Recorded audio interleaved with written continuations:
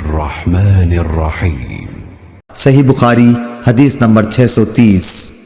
मालिक बिन हवेरस ने कहा कि दो शख्स नबी करीम सल्लल्लाहु अलैहि वसल्लम की खिदमत में आए। ये किसी सफ़र में जाने वाले थे।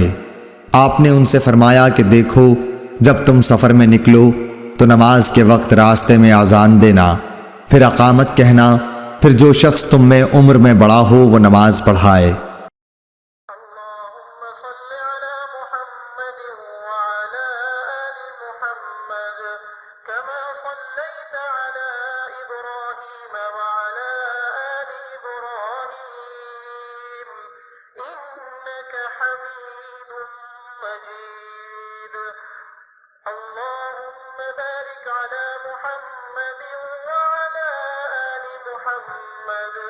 كما باركت على إبراهيم وعلى آل إبراهيم إنك حميد مجيد।